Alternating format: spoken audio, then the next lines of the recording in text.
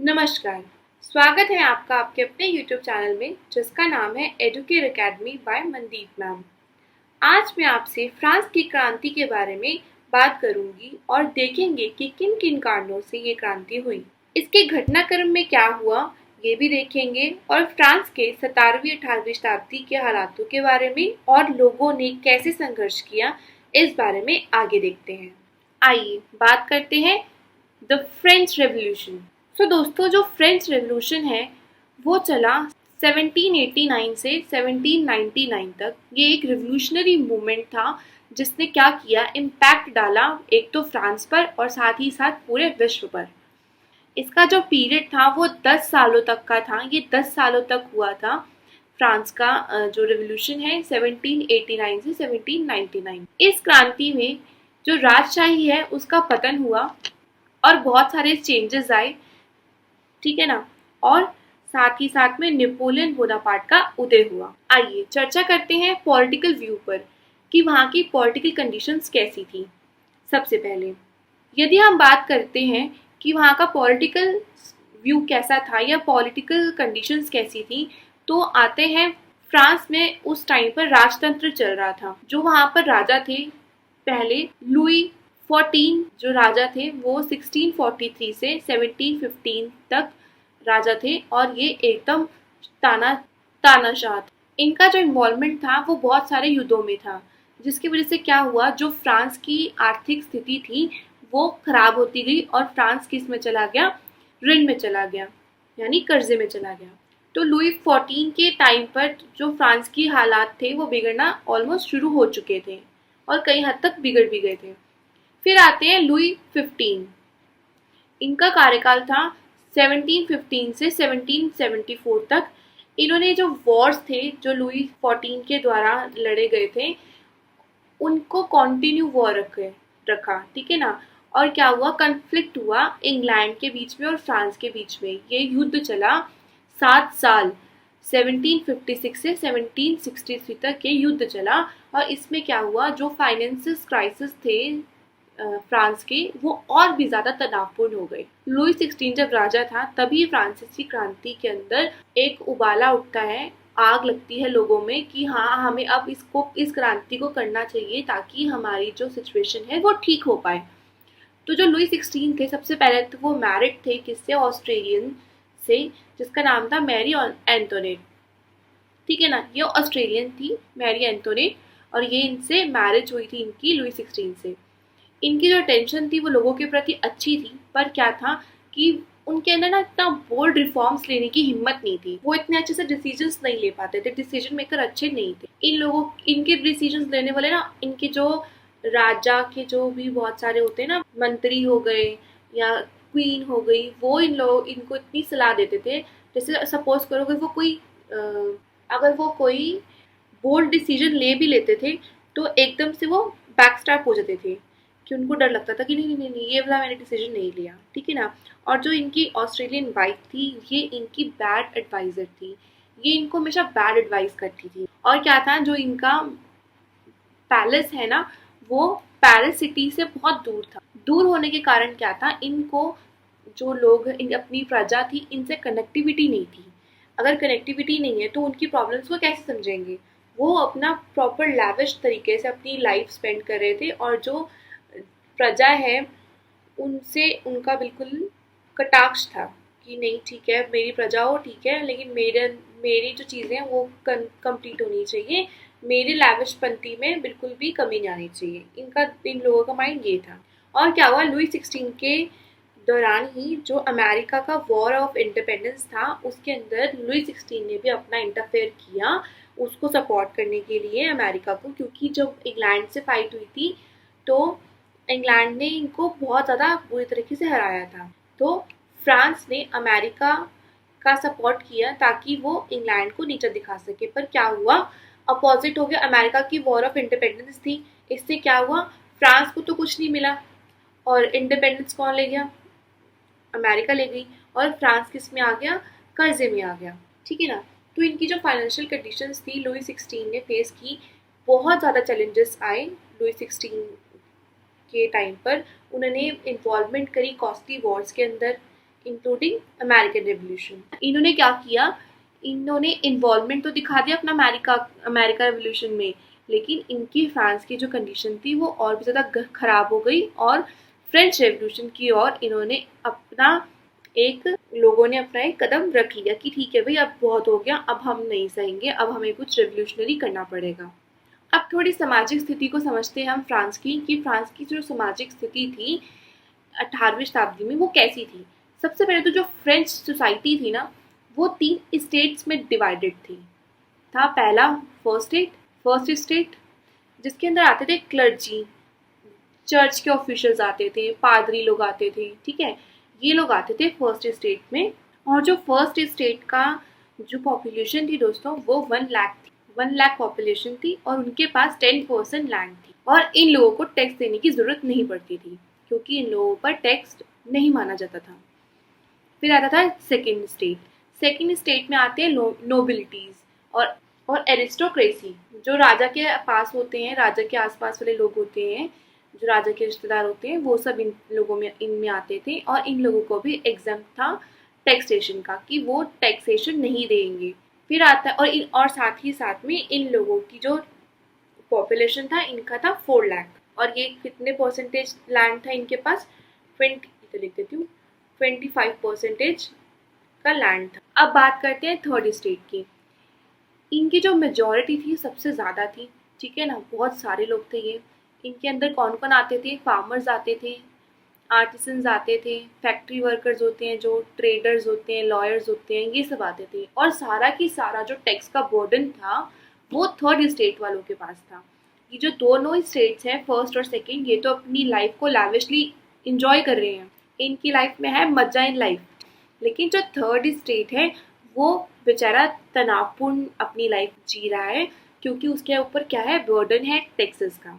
तो ये तो हो गया सोशल कॉजेस, ठीक है ना, थोड़ा सोशल सामाजिक वहाँ पे जो भी सिचुएशन थी हमने उसके बारे में जाना कि क्या था, 3 स्टेट्स में डिवाइडेड कर रखा था फ्रेंच सोसाइटी को और सबसे ज़्यादा बर्डन किस पे था, तीसरे वाले स्टेट पर। अब आते हैं कुछ कॉजेस पर कि फ्रेंच रेवोल्यूशन आखिर हुआ तो हुआ क्यों। अभी हमें पॉलिटिकल व्यू करा तो उसमें देखा हमने कि जो लुई 16 है वो वॉर्स के अंदर इतना ज़्यादा उसने पैसे लगा दिए कि जो फ्रांस की इकोनॉमिक है वो बिल्कुल ही कर्जे में आ गई है। तो इकोनॉमिक इन इक्वालिटी तो इस चीज़ से रिप्रेजेंट होती है कि एक तो उनकी ना जो पॉपुलेशन है वो राइज हो रही थी, वॉर्स के अंदर क्या हो रहा था कि उनका कर्जा बढ़ते जा रहा था। और क्या हुआ, विंटर्स इतनी तेज हो गए, मतलब इतनी ज़्यादा सर्दी पड़ी फ्रांस में कि वहाँ पर जो फूड था वो क्रॉप फेलियर हो गया वहाँ पे। और क्या हुआ, जो फूड के प्राइसेस थे वो एकदम से आसमान छूने लगे और जो भी एंग्री किसान थे, मतलब गुस्से में थे किसान और कॉमन पीपल कि भाई क्या हो रहा है, ये अगर खाने के दाम ही बढ़ जाएंगे तो खाएंगे क्या। इस कारण से भी रिवोल्यूशन की आंच उठी। फिर आता है फाइनेंशियल क्राइसिस। जब कॉस्टली वॉर्स के अंदर और रॉयल जो भी खर्चे थे उनके, वो क्योंकि अपनी लाइफ तो लैविशली जी रहे थे राजा रानी, तो इनकी वजह से फाइनेंशियल क्राइसिस भी आए क्योंकि वो लोग नहीं देख रहे थे कि उनके पास, लोगों के पास खाने के लिए है कि नहीं है, लेकिन वो अपने लिए एक्स्ट्रा ऑर्डिनरी खर्चा कर रहे थे, अपने सुविधाओं को और इन्हांस करे जा रहे थे, लेकिन दूसरे लोगों के ऊपर फोकस नहीं कर रहे थे। तो क्या हुआ था, फाइनेंशियल क्राइसिस भी आ गए थे। अर्बन पुअर रीसेटमेंट हुआ। हैवी टैक्सेशन से क्या हुआ, जो लोगों के अंदर जो गुस्सा था वो और ज़्यादा फूट कर बाहर आया। और इन सब के बीच में क्या हुआ, जब ये सब चीज़ें हो रही थी तो इनलाइटमेंट्स के आइडिया भी निकले। अब कुछ लोग ऐसे भी होते हैं ना जो इस चीज़ों के बारे में बात करते हैं, सोचते हैं, तो क्या हुआ, उनकी जो थिंकिंग्स थी वो लोगों तक पहुंची।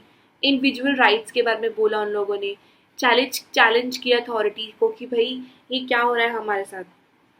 जैसे जॉन लॉक थे वहाँ पर, रूसो, मॉन्टेस्क्यू, ठीक है ना, इन लोगों ने अपनी विचारों को सामने लाया और बोला कि ये सिस्टम गलत है, इसको हमें चेंज करने की ज़रूरत है। फिर आया इन्फ्लुएंस ऑफ अमेरिकन रिवोल्यूशन। जैसे कि मैंने अभी आपको बताया था कि अमेरिकन रिवोल्यूशन में साथ देने से क्या हुआ, फ्रांस का जो आर्थिक स्थिति थी वो खराब होती गई।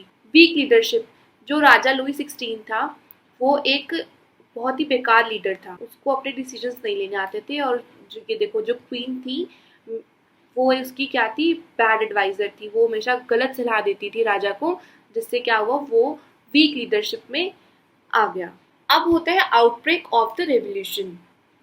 अब देखिए, जो द लुई 16 था, उसने क्या किया, इंक्रीज करने की बात करी टैक्सेस को। तो उसने एड्रेस किया कि हमारे यहाँ पे फाइनेंशियल क्राइसिस हो गए हैं, तो अब क्या करना चाहिए, टैक्सेस को बढ़ाना चाहिए। लेकिन महाराज जी किसके टैक्स बढ़ाते, फर्स्ट और सेकंड वाले स्टेट के तो नहीं बढ़ाते, तो किसके बढ़ाते, थर्ड स्टेट के। तो अब लुई 16 ने सोचा कि चलो भाई अब थर्ड स्टेट के ऊपर और टैक्सेस का बर्डन डालते हैं। तो उसने क्या किया, कॉल किया, मतलब बुलाया, स्टेट जर्नल की बैठक को बुलाया। फर्स्ट मीटिंग थी ये 175 ईयर्स में ऑन 5 मार्च 1789।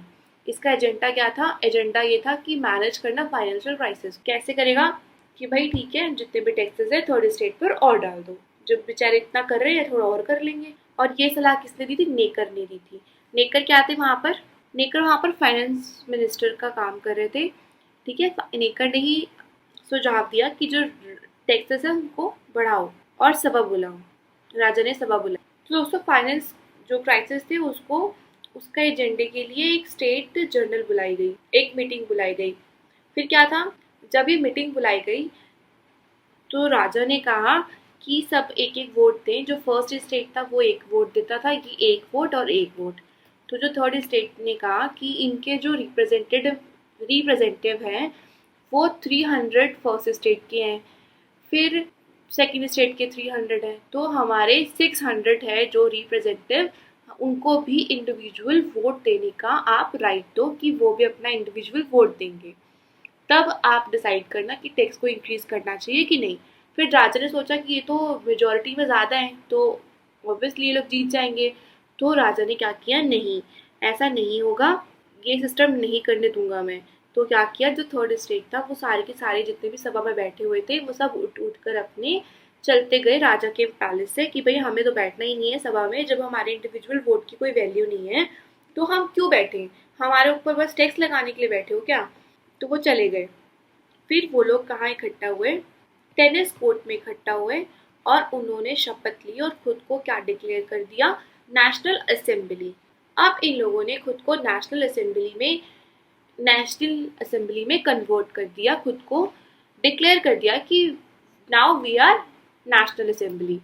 कब ली ये ओथ, ये ली थी 20 जून 1789 को थर्ड स्टेट ने ओथ ली थी और कहा था कि जब तक न्यू कॉन्स्टिट्यूशन का ड्राफ्ट नहीं बनता तब तक हम इस वाली असेंबली को भंग नहीं करेंगे। ठीक है, तो यहाँ तक तो बात आपको समझ आ गई होगी। फिर क्या हुआ कि अब नेशनल असेंबली तो घोषित कर दिया, लेकिन वहाँ पर जो फाइनेंशियल क्राइसिस हो रहे थे, जो भूखे लोग मर रहे थे, वो चीज़ तो ख़त्म नहीं हुई। तो जब इन लोगों ने नेशनल असेंबली खुद को घोषित कर दिया तो पूरे फ्रांस में ये बात फैल गई और लोग जगह जगह आंदोलन करने लगे। जगह जगह भूख के कारण अनाज तो होता नहीं था, तो वहां पर लूटना शुरू कर दिया उन्होंने। और पेरिस में क्या हो गए, दंगे हो गए, ब्रेक डाउन कर दिए लॉ एंड ऑर्डर्स को, रेवोल्यूशन स्टार्ट हो गया। यहाँ पे ही रेवोल्यूशन स्टार्ट हो गया था, भाई खाने को नहीं है तो क्या करना है ऐसे राजा को, रेवोल्यूशन तो स्टार्ट होना ही था। और क्या किया, लोग लुई 16 के पैलेस की तरफ जाने लगे। तो उसने क्या किया, लुई 16 ने मिलिट्री असेंबल कर ली वहां पर, जिससे लोग और गुस्सा हो गए। फिर आते हैं स्टॉर्मिंग ऑफ द बेस्टील। फिर 14 जुलाई 1789 को जो क्राउड था वो बेस्टील के किले की तरफ गया और वहां पर डिस्ट्रॉय कर दिया सब कुछ तोड़ फोड़ दिया, सैनिकों को छुड़वा गए। ठीक है ना, सैनिकों के वेपन्स को लूट लिया और प्रिजन्स थे जहाँ वहाँ पर जितने भी सारे उनको उन्होंने छुड़वा दिया कि जाओ यहाँ से, बंदियों को छुड़वा दिया। इसी चीज़ को ये लोग अपनी विजय मानते थे और सेलिब्रेट करा जाता है। इस दिन को बेस्टील डे के रूप से सेलिब्रेट किया जाता है इस दिन। अब क्या हुआ, पीजेंट्स थे यानी कि जो किसान थे, उन्होंने इतनी इकोनॉमिकल जो सिचुएशन थी और जो इतनी सर्दी पड़ रही थी उससे तो ये लोग परेशान थे ही थे।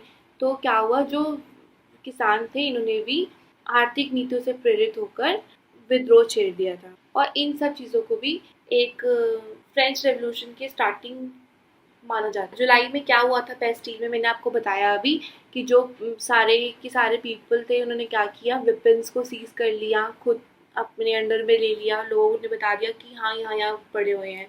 ठीक है, और जितनी भी चीज़ें थी उसको तोड़ फोड़ दिया, मार्च कर दिया, ठीक है ना, ये सब करा। फिर जो प्रिजन थे उनको छुड़वा दिया, लूट मचाई वहाँ पर और दंगे फैला दिए। इसी डे को बेस्टाइल डे ऑफ सेलिब्रेशन का, बेस्टाइल का डे माना जाता है सेलिब्रेशन का, कि बेस्टाइल पे हमने विजय कर ली। अब क्या होता है आगे चलकर, क्या होता है, ये जो नेशनल असेंबली है अब वो बनने जा रही है नेशनल कॉन्स्टिट्यूशनल असेंबली। अब मोनार्की से, राजतंत्र से कॉन्स्टिट्यूशनल मोनार्की बनने जा रही है। अब नेशनल असेंबली का कब गठन हुआ? 17 जून 1789 को, ठीक है ना। थर्ड स्टेट ने खुद को डिक्लेयर किया था नेशनल असेंबली, लेकिन अब वो बढ़ रही है मोनार्की, कॉन्स्टिट्यूशनल मोनार्की की तरफ। इसके अंदर क्या कहा कि जो फर्स्ट स्टेट है और जो सेकंड स्टेट है इसको भी अब टैक्सेस देने पड़ेंगे। अब ऐसा नहीं होगा कि सिर्फ थर्ड स्टेट देगा, अब इन दोनों को भी टैक्सेस देने पड़ेंगे।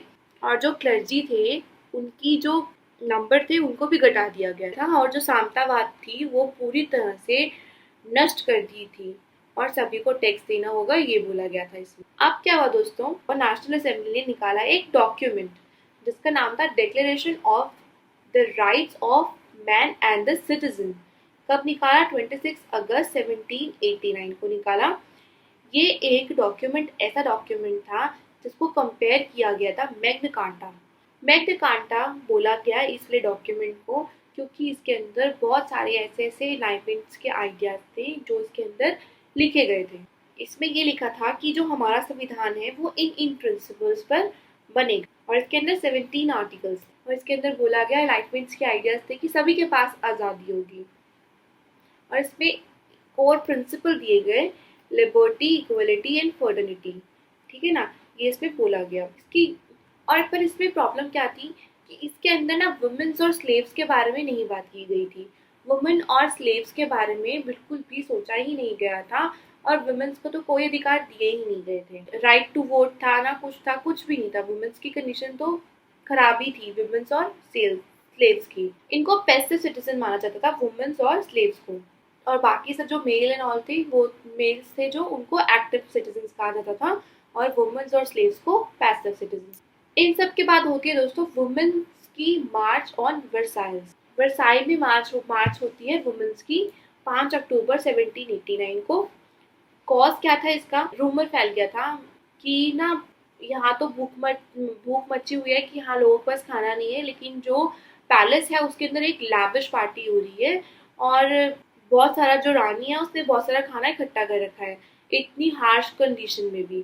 तो जो 7,000 से ज़्यादा जो वुमेन्स थी वो असेंबल हुई और उन्होंने मार्च किया वर्साइल पे, और डिमांड किया कि जो रानी और राजा हैं उनको देखना चाहिए अब अपनी प्रजा को, और उन्होंने कहा कि आप थोड़ा टेंशन दो, अब आपकी जो प्रजा है वो इतनी पुअर कंडीशन में है, आप उसको भी थोड़ा सा अटेंशन दो। क्या बात होगी, भी खुद का अपना इंजॉयमेंट कर रहे हैं। लेकिन पर जब ये वुमेन्स गई थी ना वहां पर, तो वैसा कुछ था नहीं, पार्टी वार्टी कुछ हो नहीं रही थी। लेकिन फिर भी उन लोगों ने बोला कि अब बस बहुत रह लिया पैलेस में, अब आओ पैलेस के अंदर आओ, देखो सिचुएशन कंडीशन देखो अब की प्रजा की कैसी चल रही है। अब आते हैं पॉलिटिकल ग्रुप्स और क्लब्स। 1790 में ये सब चीजें हैं। इसके बाद क्या हुआ, अब जब रेवोल्यूशन हो रहा है तो पार्टीज तो बनेगी, ठीक है ना, ग्रुप्स तो बनेंगे, क्लब्स तो बनेंगे। तो बेसिकली दो सबसे ज्यादा मेन थे, एक तो जैकोबिन क्लब और एक था जिरोंडिन्स। ये सबसे ज्यादा एक्टिव थे। और था society of revolutionary republican womens, ये भी थी। जो जैकोबिन क्लब था वो एक रेडिकल ग्रुप था। वो बिलीव करता था सेंट्रलाइज्ड और डेमोक्रेटिक गवर्नमेंट पर। ये रेडिकल ग्रुप चाहता था कि जो मोनार्की है वो एकदम उखाड़ फेंकना चाहता था, और जो गणतंत्र था यानी रिपब्लिक था उसको स्टैब्लिश करना चाहता था जैकोबिन क्लब्स। और जिरोंडिन्स क्या चाहता था? जिरोंडिन्स थे नरमपंथी, ठीक है। वो संविधान की वकालत करते थे कि राजतंत्र के साथ संविधान होना चाहिए। ये लोग ये सोचते, और ये 1791 में स्टैब्लिश हुई थी। वुमेन्स का वेलफेयर चाहती थी कि वुमेन के हितों के बारे में हम प्रतिनिधित्व करें। और जैकोबिन क्लब्स में कौन कौन आते थे? पुअर सेक्शन के, जो पुअर सेक्शन ऑफ सोसाइटी है ना वो आती थी। आर्टिसंस हो गए, जो सर्वेंट हो गए, लेबरर्स हो गए, ये सब आते थे जैकोबिन क्लब में। इसलिए बता रही हूँ क्योंकि आगे इनका ही चलना है सिस्टम। अब आता है दोस्तों कॉन्स्टिट्यूशन असेंबली से आता है अब लेजिस्लेटिव असेंबली। अब बनी लेजिस्लेटिव असेंबली, जो कॉन्स्टिट्यूशन असेंबली थी उसको भंग कर दिया गया। क्यों? क्योंकि क्या हुआ, जो लुई 16 है वो 1791 को भागता हुआ पकड़ा गया। वो ऑस्ट्रिया भाग रहा था अपनी फैमिली के साथ, क्योंकि ऑस्ट्रिया क्या था, उसका ससुराल था। तो पकड़ा गया। लोगों के अंदर और गुस्सा आ गया कि भाई ये तो राजा है, ये तो हमारी हेल्प करने के बजाय ये तो भाग रहा है।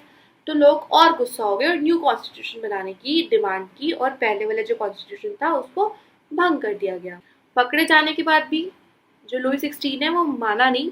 उसने सीक्रेटली और जो बाकी राजा थे उनसे क्या कहते हेल्प मांगने की कोशिश की, और जो संविधान बनाया था वो 1791 में, वो भी ज़्यादा टाइम नहीं चला, वो 1 साल के बाद फेल हो गया। अब क्या हुआ, ऑस्ट्रिया और पर्शिया ने क्या किया, फ्रांस के समर्थन के लिए घोषणा कर दी कि भाई हम तो फ्रांस के लिए समर्थन करेंगे। फिर फ्रांस में जो चल रहा था लेजिस्लेटिव असेंबली थी, उसने क्या किया, जो उन्होंने कहा कि ठीक है अगर ऐसी बात है तो हम भी कम नहीं है, हम भी डिक्लेयर करते हैं। इन्होंने वॉर डिक्लेयर कर दिया फ्रांस ने ऑस्ट्रिया और पर्शिया के ऊपर ही 1792 में। और इसके बाद क्या हुआ, 1792 में जब वॉर डिक्लेयर कर दिया फ्रांस ने पर्शिया और ऑस्ट्रिया के ऊपर, तो जो रेडिकल्स थे उसने अटैक कर दिया किस पर, किंग पर। और क्या हुआ, फिर जो मोनार्की थी वो टोटली सस्पेंड हो गई, खत्म हो गई।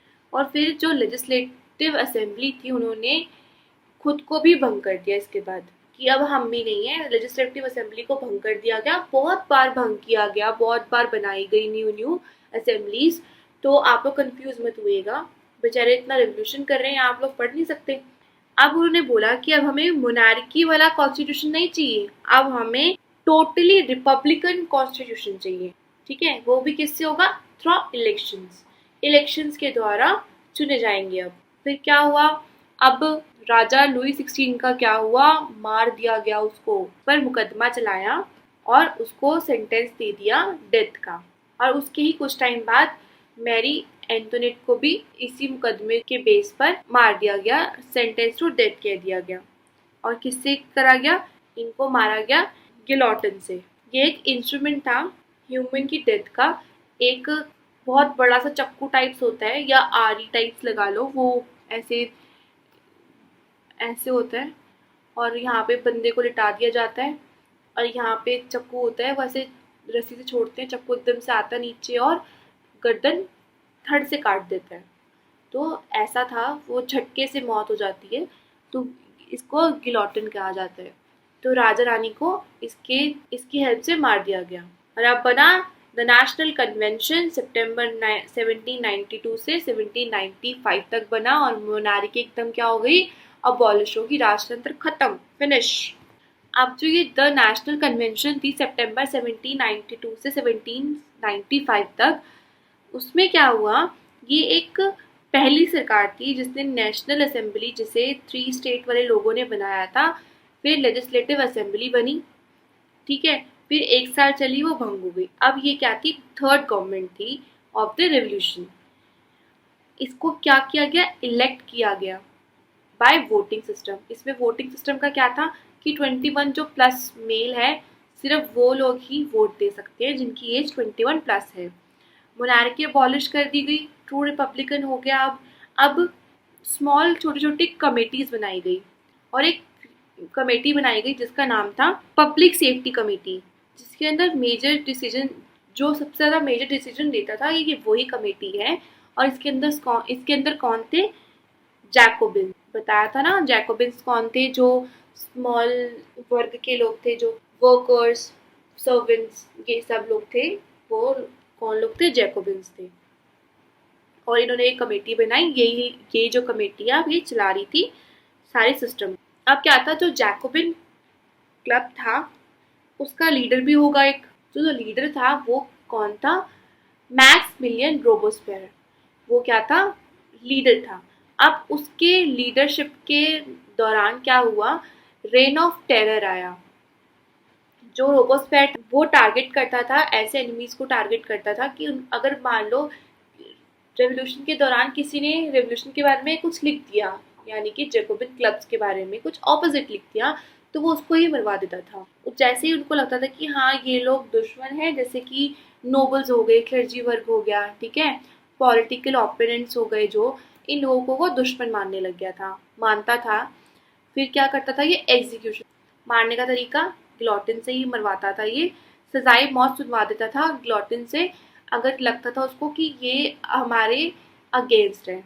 और क्या करता था, जब जैकोबिन क्लब पावर में आया तो रोबोस्पेयर ने क्या किया, कहा कि किसान, भूख तो तब भी है सब लोगों को, प्रॉब्लम तो तभी चल रही है, क्राइसिस तो जब भी तब भी चल रहे हैं, अब सडन तो एकदम सुधर नहीं सकते, खाने के लाले पड़े हुए हैं। तो उसने क्या किया, रोबोस्पेयर ने कहा हाँ जी किसानों, आप लोग अपना जो जितना भी खाना है वो शहर में भिजवाओ, उन लोगों को ज्यादा खाने की जरूरत है। तो किसानों ने कहा कि अगर हम खाएंगे नहीं तो हम कैसे अनाजों को प्रोडक्शन करेंगे, हम कैसे फसलें उगाएंगे। तो उसने कहा मुझे कुछ नहीं पता, आप लोग जितना भी खाना है वो क्या करो, फटाफट से सिटीज में भेजो, हम लोगों को ज्यादा खाने की जरूरत है, आप लोगों से ज्यादा। इसको किसी से मतलब नहीं था। और फिर इसने क्या किया, साथ ही साथ जो भी चर्चेस थे, इसको इतनी इरिटेशन थी चर्चों से और ये क्लर्जी, नॉबल्स, पॉलिटिकल ओपोनेंट से, कि इन लोगों को भी इसने नहीं छोड़ा, चर्चेस को बंद करवा दिए या तो कुछ तो चर्चेस तोड़वा दिए। इसके कार्यकाल में ही 16,000 से भी ज्यादा लोगों को मार दिया गया। किससे मार दिया गया, ग्लोटीन से, ठीक है। इतना ज्यादा इसका रेन ऑफ टेरर था कि कुछ हल्का सा किसी ने कुछ बोल दिया उसको मरवा दिया, हल्का सा किसी ने कुछ कह दिया उसको मरवा दिया। इसको शक भी होता था ना कि हाँ ये ऑपोजिट पार्टी का, ये उसको मरवा देता था। तो लोग ना इससे सिक हो गए थे, परेशान हो गए थे कि भाई ये क्या कर क्या रहा है। तो इसने क्या किया, न्यू कैलेंडर बनवा दिया। न्यू कैलेंडर में क्या दिया सर ने, दिया 10 आवर होना चाहिए, उसके अंदर 100 मिनट होने चाहिए और 10 डेज अ वीक होना चाहिए। ये भाई कैसा कैलेंडर है, लोग भी परेशान हो गए, ये कैसा कैलेंडर है, लोग तो इसको कैलकुलेट ही नहीं कर पा रहे थे कि हो क्या रहा है, ठीक है। लोग बहुत दुखी थे, बहुत परेशान थे। स्लेवरी को पर इसने अबॉलिश कर दिया था, स्लेवरी को इसने हटा दिया था, बस एक ही काम ढंग का किया है सर ने, ठीक है ना। और बहुत ज्यादा लोगों पर बहुत जुल्म उठाए हैं। एक तो फूड शॉर्टेज था, ठीक है, ऊपर से लोगों को भी मरवा रहा था। रेगुलेशन ऑफ प्राइसेस, इतने ज्यादा प्राइसेस में इतना ज्यादा हाइक आ रहा था, इतना ज्यादा बढ़ रहे थे प्राइसेस कि लोगों के पास खाने के लिए कुछ नहीं था। फाइनली फिर पीपल क्या हो गए, परेशान हो गए इससे, और रोबोस्पेयर को जैकोबिन क्लब ने बैन कर दिया। फिर क्या हुआ, इसका डाउनफॉल कैसे आया कि जो समर्थक थे ना इसके, उन्होंने ही इसके जो नीति थी, इसकी जितनी भी पॉलिटिकल पॉलिसीज थी, मॉडरेशन, उन्होंने कहा इसको मॉडरेशन के लिए और बेहतर बनाने की जरूरत है। फिर रोबोस्पेयर को गिरफ्तार कर लिया और इसको भी गिलोटिन से ही मार दिया गया, जैसी करनी वैसी भरनी, तो इनको भी गिलोटिन से मार दिया। अब इसके बाद आती है द डायरेक्टरी। ये 1795 से 1799 तक चली। ये एक न्यू कॉन्स्टिट्यूशन बना फिर से 1795 में, ठीक है। गवर्नमेंट स्ट्रक्चर को फिर से बनाया गया क्योंकि अब रोबोस्पेयर वाला सिस्टम तो खत्म हो गया, अब कुछ तो नया करेंगे लोग। तो इन लोगों ने नया कॉन्स्टिट्यूशन बनाया 1795 को। इसके अंदर क्या था, जो मिडिल क्लास के लोग थे उन लोगों को कंट्रोल दिया गया, ठीक है ना, मिडिल क्लास वाले लोगों को अब कंट्रोल दिया गया, और जो अमीर थे उन लोगों को भी कंट्रोल दिया गया। और इसके अंदर वोटिंग राइट क्या दिया गया, इसका था कि जो जिसके पास प्रॉपर्टी होगी वो वोट देगा। अभी भी इसके अंदर वुमेन्स को वोट देने का राइट नहीं है। इसकी एग्जीक्यूटिव बॉडी बनाई गई, इसके अंदर 5 डायरेक्टर्स रखे गए, ताकि जो चीज रोबोस्पेयर के टाइम पे हुई थी जैकोबिन क्लब्स में, वो चीज दोबारा से ना हो। एक बंदे को पावर दे देते हैं तो बंदा पागल हो जाता है, तो अब पावर डिवाइड की जाएगी 5 डायरेक्टर्स में। इसका लेजिस्लेचर में 2 हाउसेस थे, ठीक है, और 5 डायरेक्टर्स थे इसकी एग्जीक्यूटिव बॉडी में। और अब आता है नेपोलियन। इसका रोल क्या बना, फ्रांस लड़ाई लड़ रहा था अगेंस्ट रशिया और ऑस्ट्रिया, उसके अंदर वो जीतता है बिकॉज ऑफ नेपोलियन बोनापार्ट, उनके वजह से वो जीतता है फ्रांस और युद्ध खत्म हो जाता है ये वाला। अब आता है नेपोलियन। अब उसने जो वॉर को विन किया उससे क्या हो गया, फ्रांस में उसका दबदबा हो गया। अब नेपोलियन बोनापार्ट ने क्या किया, ये कर दिया उसने मिलिट्री डिक्टेटरशिप ला दी और तख्ता पलट कर दिया, और उसने एस्टैब्लिश किया द काउंसिल। इसके अंदर उसने 3 काउंसिल्स बनाए, जिसके अंदर वो पहला जो काउंसिल था वो खुद था, ये रहा बैठा हुआ, और ये दोनों कौन थे? काउंसिल्स थे, काउंसिलेट्स थे ये सारे मिलकर, ठीक है ना। अब इसने क्या किया, उसने खुद को ही डिक्लेयर कर दिया एम्पेरर ऑफ फ्रांस, खुद को सम्राट घोषित कर दिया 1804 में नेपोलियन बोनापार्ट ने। इन घटनाओं ने क्रांतिकारी अराजकता से नेपोलियन के शासन में परिवर्तन को चिन्हित किया।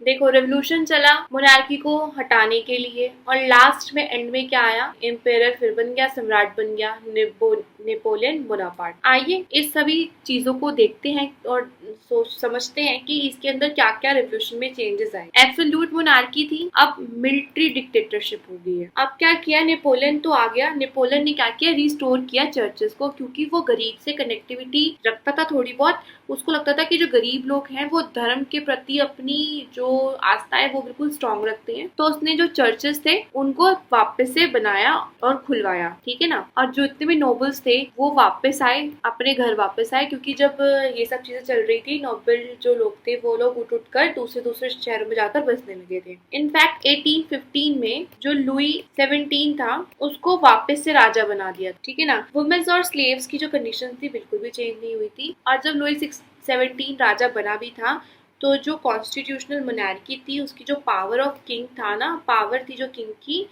वो भी बहुत लिमिटेड हो गई थी। तो जो फ्रांस की क्रांति थी उसने फ्रांस के साथ साथ पूरे ही वर्ल्ड पर, विश्व पर अपनी एक छाप छोड़ी थी। और जब बोनापार्ट थे, जब नेपोलियन बोनापार्ट आए सत्ते में, तो उन्होंने थोड़ा सा वुमेन का हल्का सा चेंज किया था। क्या चेंज किया था? कि वुमेन्स को एजुकेशन, मैरिज अपनी पसंद की कर सकते थे, वुमेन्स फ्रीडम थी थोड़ी सी कि स्टार्ट कर सकते हैं अपना बिजनेस और ट्रेड भी कर सकते हैं, तो ये सब थोड़ी थोड़ी फ्रीडम थी। तो ये सब हुआ फ्रांस के रेवोल्यूशन में। और सबसे मेन दुनिया ने ये चीज मानी, फ्रांस के जब रेवोल्यूशन हुआ तब फ्रांस ने किसके बारे में सबसे ज्यादा बात की थी? लिबर्टी, इक्वालिटी और फ्रेटर्निटी के बारे में बात की थी। और इंडिया ने भी इसको अपने भारतीय संविधान में लिया।